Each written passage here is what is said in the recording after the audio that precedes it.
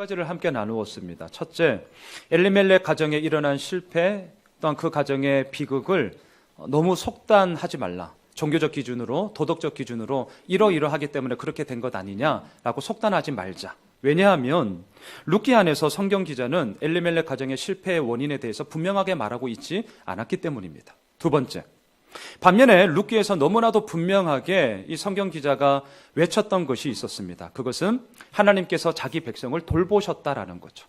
하나님의 돌보심. 여러분, 이것이 오늘도 우리가 하나님을 예배하는 이유 아니겠습니까? 하나님의 돌보심. 이것이 우리가 세상 가운데 방황하는 것이 아니라 하나님께로 돌아가야 하는 분명한 이유가 되는 것이죠. 자, 이러한 하나님의 돌보심을 경험하면서 나아가고 또한 나아가고자 하는 이 나오미 가정이 오늘은 두 며느리의 눈물겨운 이별의 스토리로 진행되어지고 있습니다. 다시 한번 우리 6절과 7절 말씀을 함께 보도록 할까요? 6절 7절입니다. 함께 읽겠습니다. 그 여인이 모압 지방에서 여호와께서 자기 백성을 돌보시사 그들에게 양식을 주셨다 함을 듣고 이에 두 며느리와 함께 일어나 모압 지방에서 돌아오려 하여 있던 곳에서 나오고 두 며느리도 그와 함께하여 유다 땅으로 돌아오려고 길을 가다가, 자 6절에 보시면 그 여인이 소위 3인칭 대명사를 쓰고 있습니다. 그 여인이, 우리는 그 여인이 나옴이라는 것을 이미 알고 있잖아요. 나오미, 기쁨, 즐거움이라는 뜻이죠. 하지만 지금 나오미의 형편은 어떻습니까? 그의 이름처럼 기쁘지 않았습니다. 즐겁지 않았습니다. 모압으로 이민 간 지 10여 년 그 상간에 남편이 죽었죠. 두 아들이 죽었습니다. 절망과 좌절과 낙심과 인생의 소망이라고는 절대 찾아볼 수 없는 절망 가운데 이 여인은 빠져 있었죠. 잘 살기는커녕 아무것도 없는 빈털터리가 되어버린 이 여인의 삶은 정말 이름 모를 그 여인과 똑같았습니다. 나오미의 삶은 결코 그가 바라던 것이 아니었죠. 절망과 좌절 속에서 헤아릴 수 없는 그의 모든 삶은 이름 모를 여인과 같은 삶이었고, 그리함으로 말미암아 그 모든 절망 가운데 그냥 하루하루를 꾸역꾸역 살아가고 있었습니다. 바로 그때 모압 땅에 있는 주변 사람들로부터 한 가지 소식이 들리는 거죠. 그게 뭡니까? 하나님께서 자기 백성을 돌보시사 양식을 주셨다라는 소식을 이제 듣게 된 것이죠. 그러자 어떻게 합니까? 오늘 본문에 보니까 두 며느리와 함께 다시금 그 땅으로 돌아가야겠다, 모압을 떠나고자 하고 있습니다. 자, 여기서 우리가 좀 먼저 살펴보고자 하는 것이 있는데요. 나오미가 어떠한 행동을 할 때, 어떠한 삶의 기준을 삼을 때 그것이 뭐냐라는 것에 있어서 나오미의 선택 기준은 먹을 양식이구나 라는 것을 우리가 찾아볼 수 있습니다. 물론 나오미가 어떻게 살았는지, 그 삶의 깊은 애환이 뭔지 우리가 정확하게 다 알 수는 없죠. 왜냐하면 룻기에서 그 모든 것들을 상세하게 말하고는 있지 않기 때문입니다. 그럼에도 불구하고 이 룻기에서 우리가 찾아볼 수 있는 것은 먹을 양식으로 인하여서 유다 땅에서 모압으로 갔고, 또한 모압에서 10여 년의 삶을 통해서 다시금 유다 땅으로 돌아오려고 하는 구구나 라는 것은 우리가 익히 찾아볼 수가 있지 않습니까? 나오미가 살았던 땅이 어디입니까? 우리가 지난주 보았지만 유다, 베들레헴, 에브랏이었습니다. 유다, 기쁨이란 뜻이죠. 베들레헴, 떡집, 빵집이라는 뜻입니다. 에브랏, 수확이 풍성한 집이라는 뜻이죠. 하지만 그 땅에 흉년이 들자 먹을 양식을 찾아 엘리멜렉과 함께 모압으로 이민을 갔습니다. 그리고 나서 10여 년이 흐른 지금은 어떻게 합니까? 다시금 하나님께서 유다, 베들레헴, 에브랏 땅에 있는 자들에게 양식을 주시사 그들을 돌보신다라는 소식을 듣자 이제는 다시금 역이민을 하려고 하는 거죠. 모압 땅에서 살 수 없으니까 이제는 유다 땅으로 다시 돌아가자, 이렇게 된 것 아닙니까? 자, 나오미의 선택 기준은 먹을 양식이었습니다. 사랑하는 성도 여러분, 오늘을 살아가고 있는 우리들에게 있어서도요, 이 양식 문제는 아주 중요한 부분임에 우리가 부인할 수 없습니다. 결코 간과할 수 없는 현실의 이야기죠. 그래서 예수님도 이 부분을 분명히 인정하셨습니다. 여러분, 제자들이 예수님께 와서 이렇게 물었습니다. 주님, 기도를 하고 싶은데 어떻게 기도를 해야 올바른 기도입니까? 라고 물었죠. 자, 그때 예수님께서 가르쳐 주셨습니다. 그게 주기도문 아닙니까? 그 내용 가운데 뭐가 있죠? 일용할 양식을 주옵시고. 자, 예수님도 이 일용할 양식에 대한 부분을 언급하는 것처럼 이 양식의 문제는 결코 우리들의 삶을 간과할 수 없습니다. 먹고 사는 양식 문제는 이 땅을 살아가고 있는 한 우리 모두에게 뗄래야 뗄 수 없는 중요한 부분이죠. 자, 그러다 보니까 우리들 마음속에 작동하는 게 뭐냐면 이런 거예요. 배고픔보다는 배부름이 좋죠. 그렇죠? 모자란 것보다는 넉넉한 게 좋아요. 우리도 지난주 설립 예배 큰 잔치를 했는데 모자란 것보다는 그래도 남는 게 좋죠. 또한 궁핍함보다는 넉넉함이 좋은 것 아니겠습니까? 자, 이게 잘못된 거냐? 아니요. 잘못된 거 아닙니다. 하지만 아이러니한 것이 있더라고요. 이러한 것들이 잘못된 것이 아니기 때문에, 그렇기 때문에 우리들 삶 속에 긴장이 있어야 합니다. 자, 이게 무슨 말이냐? 배고픔보다는 배부름이 좋죠. 궁핍함보다는 넉넉함이 좋죠. 모자라는 것보다는 남는 것이 좋죠. 근데 이런 식으로 가다 보면 어느샌가 내 마음속에 지향하는 바가 어떻게 바뀌어지는가? 이렇게 바뀌더라고요. 배고픔보다는 배부름만을 원하게 되더라고요. 모자라는 것보다는 넉넉한 것만을 원하게 되고요. 궁핍한 것보다는 아주 풍성함만을 원하게 되는 우리들의 마음의 상태를 보게 되는 것입니다. 다시 말하면 오늘을 살면서 내일까지도 뭔가 확보를 하고 또한 그 확보한 것 때문에 내 삶이 견고하게 세워질 거야 라고 착각하게 만드는 소위 안정의 우상들이 우리들 마음속에 얼마나 큰 올무로 작동하고 있는지를 보게 되더라는 것이죠. 오늘 큐티 말씀처럼 베드로가 예수님을 아주 멀찍이 떠나 있습니다. 왜 멀찍이 떠나 있습니까? 가까이 가면 갈수록 자신에게 손해보기 때문이죠. 이렇다 저렇다 할 수 없는 정말 멀찍이 어정쩡한 그 거리 속에서 예수님과의 관계를 맺어간다는 그 생각 자체가 잘못된 것처럼 베드로의 마음속에는 자신의 안위를 생각하는 것이 더 크기 때문에 예수님과 멀쩡히 거리를 둔 것처럼 우리들도 그러한 삶을 얼마든지 살아갈 수 있더라는 것이죠. 미국의 영성신학자인 리처드 포스트 목사님이 쓴 책이 있어요. 돈, 성, 권력이라는 책입니다. 물론 이미 수십 년 전에 나온 책이죠. 여전히 선한 영향력을 끼치는 스테디셀러입니다. 이 책의 논지가 이런 거더라고요. 우리들에게 발생하는 문제가 얼마나 많이 있는가. 정말 셀 수 없이 많고 다양하다는 거죠. 그래서 때로는 머리 싸매고 이걸 어떻게 풀어야 되지? 막 전전긍긍할 때가 있고, 때로는 그 문제가 풀리지 않아서 막 가슴을 치면서 막 꺽꺽거릴 때도 있고, 때로는 또 한편으로는 그 문제가 풀려서 너무 좋아할 때도 있고. 이거 다 그냥 우리의 삶의 이야기 아닙니까? 그런데 우리들에게 발생하는 문제들을 자세히 들여다보니까 더 나아가서는 인류의 역사를 쭉 돌아보면서 도대체 뭐가 문제인가라는 것을 쭉 살펴보니까 결국 세 가지로 집약이 되더라는 거예요. 그게 책 제목이에요. 돈, 성, 권력이더라는 거죠. 그래서 그 목사님이 그 책을 통해서 뭘 얘기하나? 예수를 믿는 그리스도인이라면 단지 주일날 교회 간다고 예수 믿는 예수쟁이가 아니고, 그냥 표면적으로 입으로 주님, 주님 이렇게 말을 한다고 예수쟁이가 아니고, 우리들의 일상의 삶 가운데서 이루어지는 여러 가지 돈과 성과 권력, 그 힘의 문제 속에서 진짜 우리가 하나님을 향하여서 어떠한 믿음의 고백을 드리고 있고, 또한 오늘 바로 지금 이 삶의 자리 속에서 하나님은 나에게 무엇을 말씀하시는지를 듣고 따르고 있느냐에 대한 부분에 승부를 보는 것이 진짜 크리스찬 아니냐. 그런 류의 책입니다. 저는 이 목사님의 말씀에 100% 동의합니다. 지금 우리 주변에 일어나고 있는 미투 운동, 성의 문제죠. 이명박 대통령이 구속 수감되었습니다. 돈의 문제입니다. 하지만 성과 돈의 문제뿐만입니까? 아니요. 그것과 모든 것이 연결되어지는 게 뭐예요? 권력이잖아요. 힘으로 말미암아 피해를 보는 여성들에게 그 힘으로 자신의 욕망을 채우는 것이죠. 돈은 어떻습니까? 돈도 마찬가지죠. 힘이 있으면 돈이 모이고 돈을 얻기 위해서 힘을 추구하고 이렇게 악순환으로 돌아가는 것이 이 땅의 모든 문제 아니겠습니까? 하지만 돈, 성, 권력 이것 자체가 나쁜 것입니까? 이걸 이제 우리가 좀 잘 생각해 보셔야 됩니다. 돈과 성과 권력 이것 자체가 나쁜 거냐? 아니요. 그렇지는 않습니다. 자, 성경에 보면 하나님은 결코 돈 자체를 부정하지 않으십니다. 돈을 사랑함이 일만하게 뿌리지 돈 자체가 일만하게 뿌리 아닙니다. 하나님은 형제와 자매가 결혼을 통하여서 성적으로 아름다움과 풍성함을 나누도록 우리들에게 가정을 허락하여 주셨습니다. 제가 어제 오후 저희 제자가 결혼식이 있어서 저에게 기도를 꼭 부탁한다고 해서 가서 기도해 줬습니다. 뭘 기도합니까?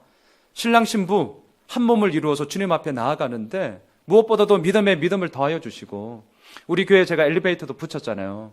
인생의 목적은 행복이 아니라 거룩이라고. 하나님의 거룩함을 향하여서 정말 온 힘을 다하여 나아가는 부부가 되게 해달라고 그렇게 축복하고 왔습니다. 여러분, 성은 그 자체로 나쁜 것 아닙니다. 어떻게 쓰느냐에 따라서 너무나도 달라지는 거죠. 권력도 마찬가지입니다. 하나님은 이스라엘 공동체 가운데 모세, 여호수아와 같은 리더들을 세워주셔서 권력은 군림하는 게 아니라 섬기는 것이고, 더 나아가 예수 그리스도를 통하여 그 섬김의 본질이 어디에 있는지를 우리들에게 보여주셨습니다. 자, 보세요. 제가 왜 지금 이 얘기를 하느냐? 나오미의 선택 기준은 먹을 양식이었다는 거예요. 자, 그러면 질문해 볼 수 있는 거죠.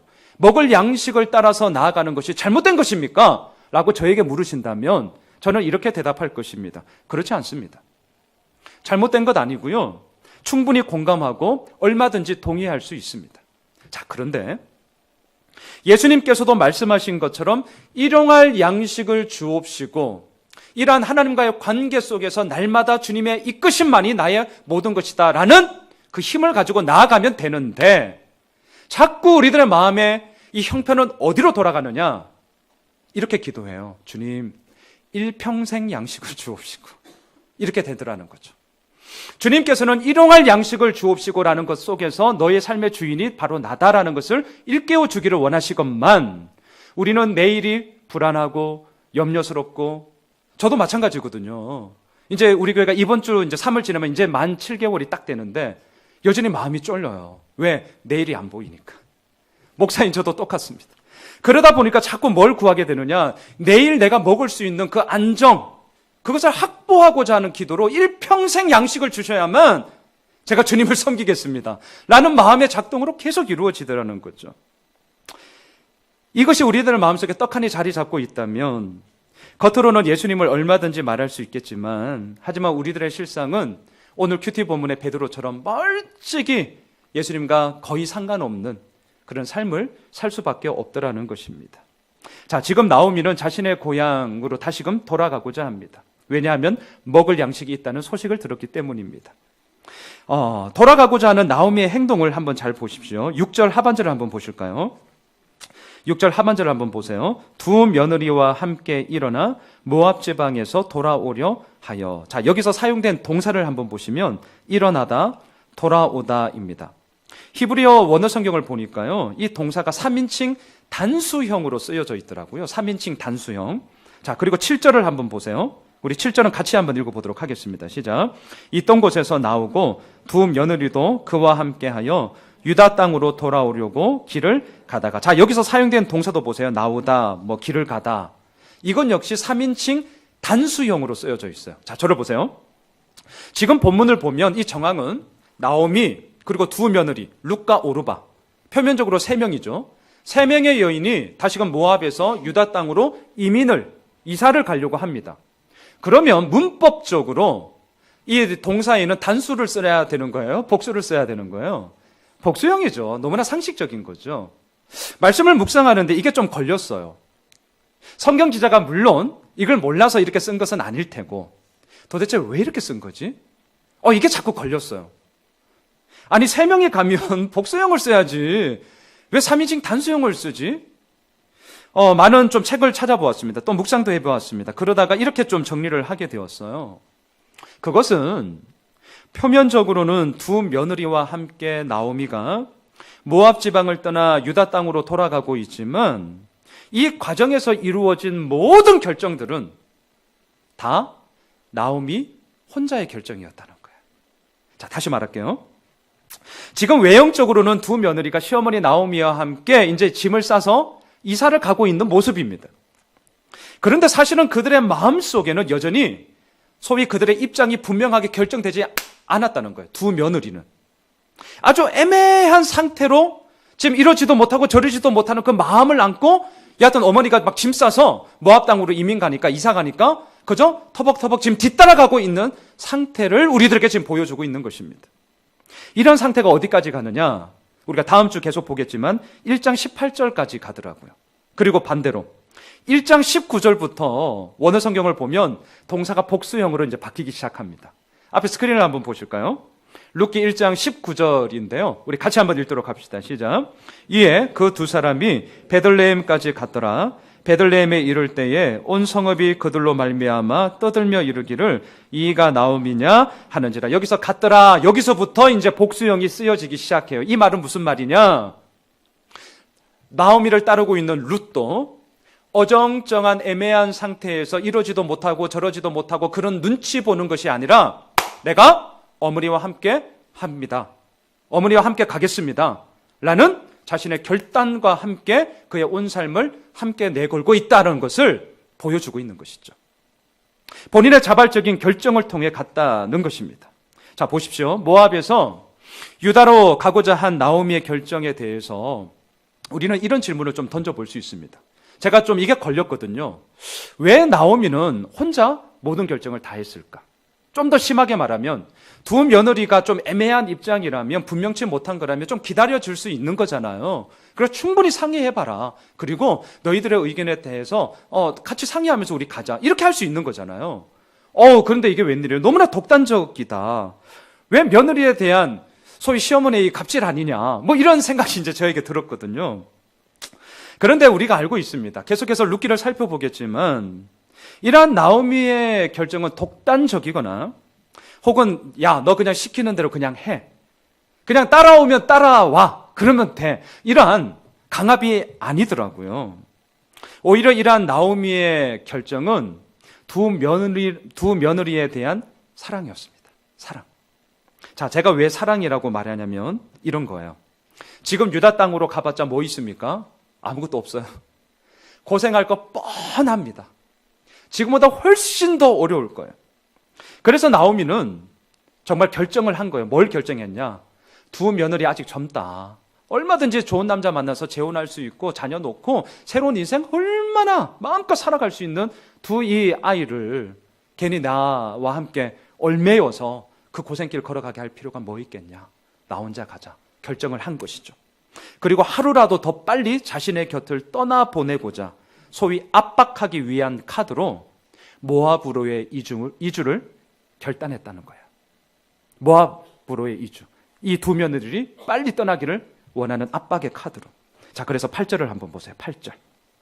나오미의 마음이 어떻게 이루어지는지를 계속 봅시다. 자, 8절 같이 읽겠습니다. 시작. 나오미가 두 며느리에게 이르되 너희는 각기 너희 어머니의 집으로 돌아가라. 너희가 죽은 자들과 나를 선대한 것 같이 여호와께서 너희를 선대하시기를 원하며. 지금 유다 땅으로 돌아가고 있는 길입니다.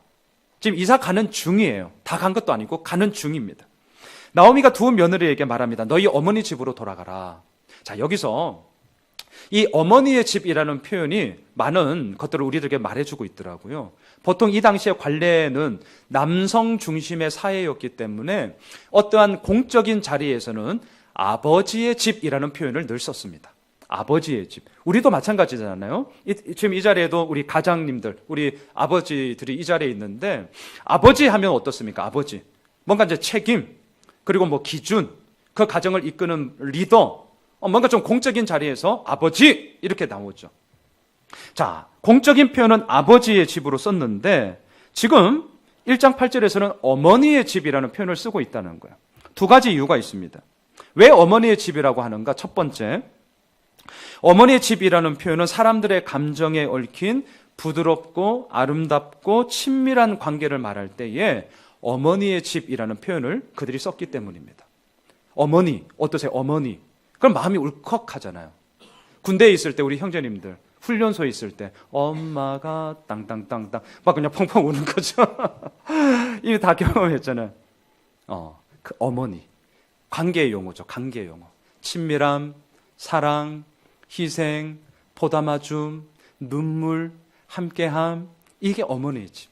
이 당시 사람들도 어머니의 집이라는 표현을 그렇게 썼다는 거예요.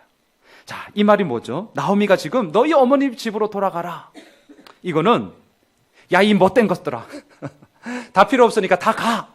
이 얘기가 아니라 정말로 며느리를 사랑하고 아끼는 마음에서 친정으로 돌아가라고 하는 이 나오미의 진심을 담고 있는 표현인 것입니다. 두 번째, 왜 어머니의 집이라고 하는가? 당시 관용적인 표현이었는데 이런 거더라고요. 결혼과 관련해서 뭔가 계획을 세우고 의논할 때에 어머니의 집이라는 표현을 썼습니다. 다시 말하면 나오미는 두 며느리가 앞으로 좋은 남자 만나서 재혼하고 얼마든지 새로운 삶을 살 수 있기 때문에 너희들의 친정으로 돌아가서 다시금 결혼을 계획하고 너희들의 인생을 살아나가 라는 그 나오미의 마음을 지금 보여주고 있는 표현이 어머니의 집이었습니다. 그래서 9절을 한번 보시겠습니까? 9절. 결혼의 이야기가 이제 본격적으로 나오는데요. 자, 9절 함께 읽겠습니다. 시작. 여호와께서 너희에게 허락하사 각기 남편의 집에서 위로를 받게 하시기를 원하노라 하고 그들에게 입맞춤에 그들이 소리를 높여 울며. 이건 그냥 허투루 하는 말이 아닙니다.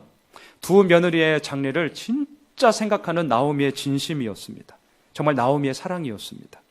지금은 비록 남편의 죽음으로 인해서 정말 형편없는 보잘것없는 삶이지만 그래도 너희들은 아직 젊으니까 얼마든지 새롭게 시작할 수 있어. 다시금 해. 라는 나오미의 사랑이었습니다. 각기 남편의 집에서 위로를 받기를 원한다라는 이 말. 위로가 없는 상황에서 진정한 위로를 요청하는 나오미의 간절함이었죠. 하지만 한편으로는 결코 쉬운 말은 아니었습니다. 어떻게 보면 나오미에게는 이 말은 너무나 마음 아픈 말입니다. 왜요? 진짜 이 두 며느리 떠나면 어떻게 되는 거예요? 나오미에게는 아무도 없잖아요. 아무것도 없는 완전한 상실의 상태로 빠져버리는 것 아니겠습니까? 자, 한편 이 두 며느리 입장에서도 이 말이 너무 미안한 거죠. 왜요? 시어머니가 홀로 살아간다면 그 홀로 살아가는 삶의 형편이 어떠한지를 너무나도 뻔하게 알 수 있기 때문이죠. 힘들죠. 어렵죠.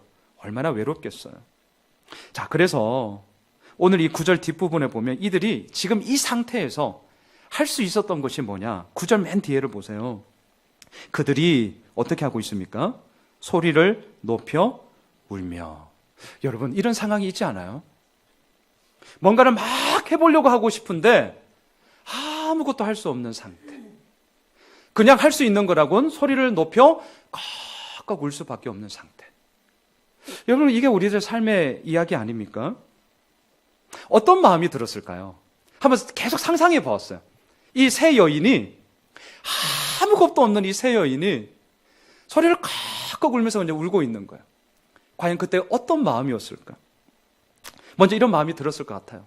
세상을 떠난 남편이 얼마나 그리웠을까요? 세상을 먼저 떠난 남편이 너무 그리웠을 거예요. 그런데 한편으로는 남편이 세상을 먼저 떠남으로 말미암아 직면해야 하는 이 현실의 무게감 앞에 또 얼마나 미웠을까요?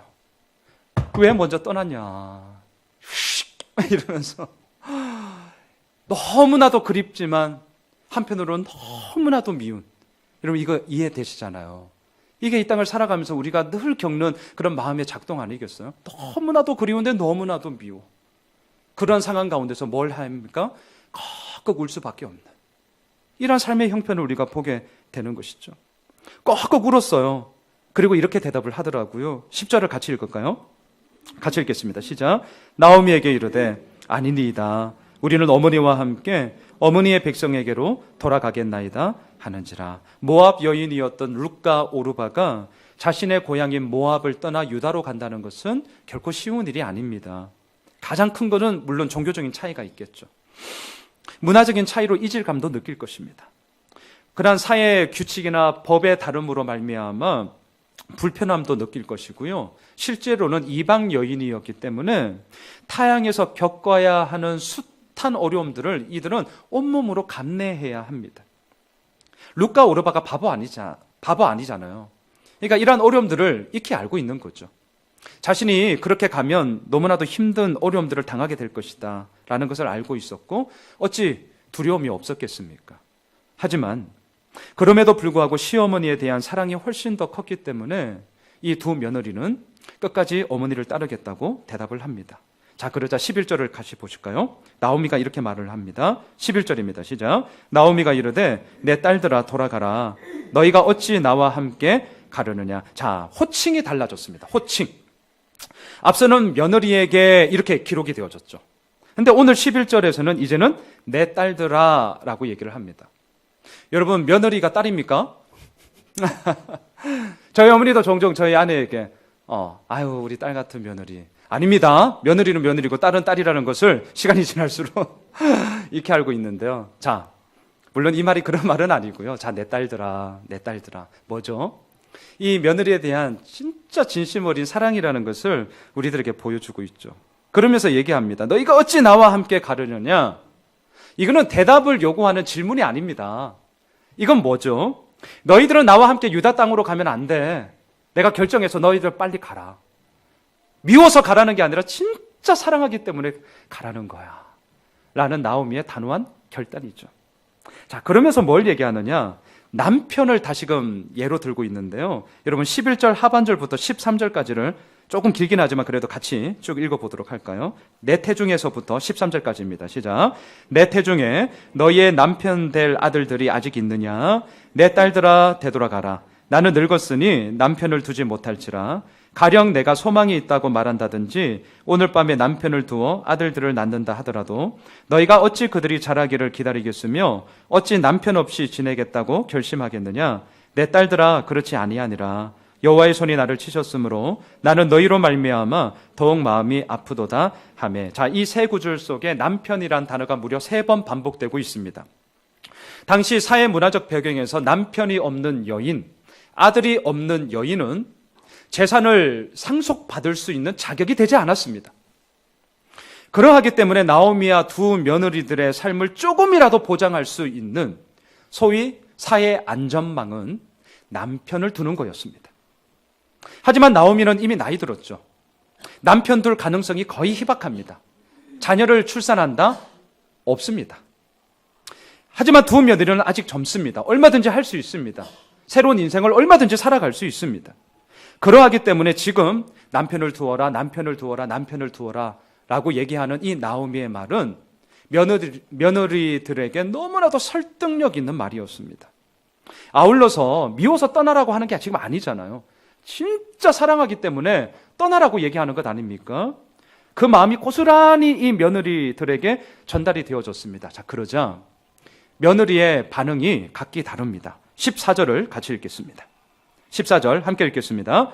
그들이 소리를 높여 다시 울더니 오르바는 그의 시어머니에게 입맞추되 룻은 그를 붙쫓았더라. 오르바는 떠났습니다. 룻은 시어머니를 붙쫓았습니다. 자, 여기서 우리가 오르바의 이 결정을 너무나도 쉽게 어떻게 저렇게 불순종할 수 있어? 어떻게 저렇게 할 수 있어? 라고 말씀하시면 안 됩니다.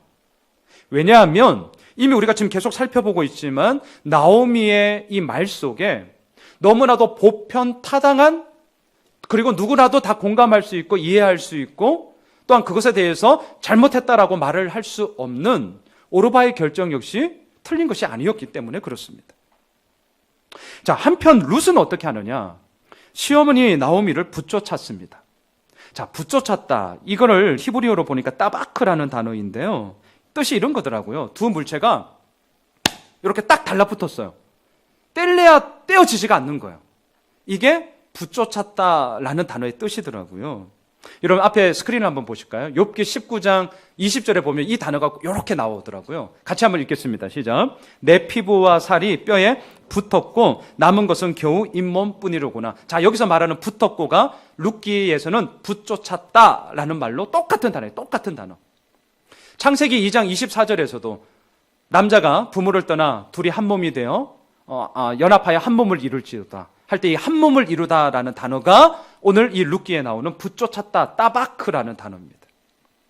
자, 지금 시어머니 나오미와 함께 가겠다는 룻의 마음이 얼마나 분명하고 얼마나 확정지었고 얼마나 확고한지를 우리들에게 보여주고 있는 것이죠. 자, 여기서 이제 우리가 좀 생각해 보고자 하는 것이 있는데 룻은 어떻게 해서 이러한 결정을 할 수 있었느냐라는 거죠. 중요한 것은 오르바는 갔고 룻은 붙쫓았다. 이건 이제 표면적인 이야기고 과연 무엇 때문에 도대체 왜 룻에게 뭐가 있었기에 그러한 나오미를 붙쫓게 되어지는 삶을 살 수 있었는가? 이게 이제 우리의 질문 아니겠습니까? 그 질문에 대한 답이 8절에 있더라고요. 8절. 우리 8절 말씀을 다시 한번 읽어보도록 하겠습니다. 읽으시면서요, 2번 반복되는 단어가 보이실 겁니다. 그게 답이거든요. 같이 읽겠습니다. 시작. 나오미가 두 며느리에게 이르되 너희는 각기 너희 어머니의 집으로 돌아가라. 너희가 죽은 자들과 나를 선대한 것 같이 여호와께서 너희를 선대하시기를 원하며. 룻이 나오미를 붙쫓아 갈 수 있었던 것은 선대 때문입니다. 선대, 선하게 대하다. 근데 이걸 히브리어 원어를 보면 헤세드예요. 헤세드. 아마 많이 들어보셨을 것입니다. 헤세드. 뭐죠? 강한 사람이 약한 사람에게 자발적으로 베푸는 사랑과 충성과 온유와 인내, 그 모든 베품을 헤세드라고 하죠. 그렇게 할 의무가 없어요. 그렇게 안 해도 돼요. 그런데 그렇게 하는 거예요. 이게 바로 헤세드입니다. 자, 지금 룻의 결정은 헤세드였습니다. 선대였습니다. 당장의 배고픔을 해결해 줄 먹을 양식이 아니었고요. 현실의 팍팍함을 걷어내고 어느 정도 미래를 보장해 줄 그 남편도 아니었습니다. 누구나 다 알 수 있는 소위 뻔한 그런 기준이 아니라 룻을 움직였던 것은 딱 하나, 헤세드였다는 거야. 선대. 그렇게 할 의무가 없음에도 불구하고 자발적으로 베푸는 사랑과 충성. 그것이 룻을 움직이고 있었습니다. 사랑하는 성도 여러분, 룻의 헤세드는 분명 죽은 자와 같았던 나오미에게는 너무나도 큰 힘이 되었을 것입니다. 하지만 더 중요한 게 있어요. 여기서 끝나면 안 돼요. 여기서 끝나면. 제가 지난주에도 서두에 말씀을 드렸습니다. 룻기는 인물에 관한 성경입니다. 그렇기 때문에 자칫하면 우리들 마음속에 뭐만 남느냐면 룻기가 이렇게 했으니까, 룻이 이렇게 했으니까 우리도 룻처럼 이렇게 하자. 나오미가 이렇게 했으니까 우리도 나오미처럼 이렇게 살자. 물론 이게 잘못된 거냐? 아니요. 우리들에게 분명히 레슨을 줍니다. 하지만 그것으로 끝난다면 그것은 위인전과 똑같다라는 거예요. 자, 룻의 헤세드는 나오미에게 분명히 큰 힘과 삶의 동력을 준 것은 분명합니다. 하지만 이렇게 해서 한번 질문해 보겠습니다. 룻의 이 헤세드가 그렇다면 나오미를 살렸는가? 룻의 헤세드가 앞으로 이어질 베들레헴에서의 유다 땅에서의 모든 삶 속에 정말 모든 나오미의 근거가 되고 있는가? 어떻습니까? 아니요. 그렇지 않습니다. 나오미를 살렸고 그의 삶을 새롭게 한 것은 룻의 헤세드가 아니라 하나님의 헤세드죠. 하나님이 이 룻과 나오미를 붙잡아 주셔서 그렇게 할 의무가 없음에도 불구하고 하나님의 자발적인 사랑과 충성을 통하여 이 두 여인을 오늘도 이끌어가는 그 하나님의 헤세드가 이들을 살리는 것 아니겠습니까? 여러분, 우리도 마찬가지죠. 오늘 이 본문을 통해서 이것 하나 붙잡고 좀 정리하고 싶습니다. 하나님께서 우리를 살리시는 것이지 나의 행함, 나의 열심, 나의 선한 그 무엇이 지금 우리를 살게 하는 것이 아닙니다. 이번 주 고난주간입니다. 예수님이 왜 오셨습니까? 왜 죽으셔야 했습니까? 오늘 새벽에 큐티를 하는데 오늘 큐티 본문에 이런 내용이 있더라고요. 다시 한번 스크린을 보실까요? 마태복음 26장 67절, 오늘 큐티 본문이에요. 같이 읽겠습니다. 시작. 이에 예수의 얼굴에 침 뱉으며 주먹으로 치고 어떤 사람은 손바닥으로 때리며. 왜 예수님이 자신의 얼굴에 침 뱉음을 당해야 합니까? 왜 예수님이 주먹으로 맞아야 합니까? 왜 예수님이 손바닥으로 뺨을 맞아야 하십니까? 진짜 왜요? 이렇게까지 수치와 모욕, 고통과 아픔을 당할 이유가 예수님께는 없습니다. 하지만 그럼에도 불구하고 예수님은 우리를 구원하기 위해 십자가의 길을 거셨고 자신의 모든 생명을 다 내어주셨죠. 이게 뭡니까? 이게 헤세드잖아요. 예수님의 헤세드요, 하나님의 헤세드 아닙니까? 그것이 오늘도 우리를 살리는 것이고 그 은혜를 우리가 기억하기 때문에 이 자리에 함께 모여 그 하나님을 예배하는 것이죠. 말씀을 정리하겠습니다. 내가 있는 곳에서 하나님이 무엇을 하시는가, 이걸 아는 것이 내가 하나님을 위해서 이것을 하겠습니다 라고 말하는 것보다 훨씬 더 중요합니다. 다시요. 지금 하나님께서 내가 살아가고 있는 이 삶 가운데서 무엇을 하고 있는가, 이걸 아는 것이 주님, 제가 이렇게 하겠습니다. 주님, 제가 이렇게 열심히 살겠습니다. 주님, 내가 이렇게 봉사하겠습니다 라고 말하는 것보다 훨씬 더 중요하다는 거예요. 우리가 이 시선을 놓쳐버리면, 우리가 이 마음의 균형을 놓쳐버리면 우리에게는 뭐만 남습니까? 제가 갈라디아에서 그렇게 목이 터져라 말했잖아요. 뭐만 남습니까? 내가 이렇게 했는데. 정말 이것만 남습니다. 내가 이렇게 했는데 어떻게 나한테 이럴 수가 있니? 섭섭하더라고요. 교회를 개척했잖아요. 이제는 물론 이제 시작이니까 하겠죠. 기도하고 있어요, 계속. 주님, 10년 후에 양수는 어떻게 변할까요? 20년 후에 어떻게 변할까요? 저도 장담 못합니다.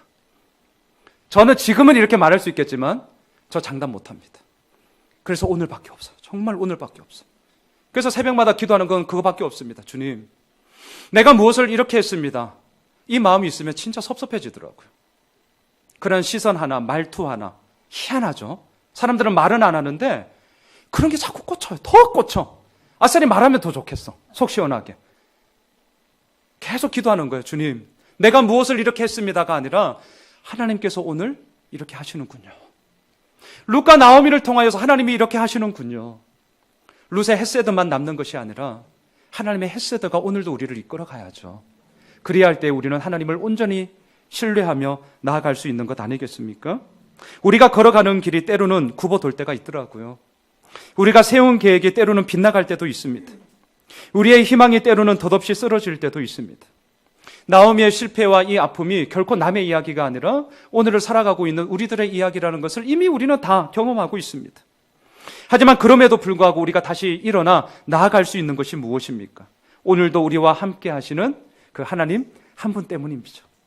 바라기는 이번 한 주간 그렇게 할 의무가 없음에도 불구하고 우리를 구원하기 위해 자신의 아들을 내어주신 그 하나님 아버지의 그 사랑을 기억하기를 원합니다. 그렇게 할 의무가 없음에도 불구하고 자신의 생명을 내어주신 예수님의 그 사랑을 기억하기를 원합니다. 그 사랑이 결국은 우리를 붙쫓아 당신의 거룩함으로 이끌어 나아가실 것입니다. 바라기는 그러한 삶을 우리 모두가 함께 걸어 나아가는 예수 오미실의 모든 믿음의 가족들이 되시길 주님의 이름으로 축원합니다.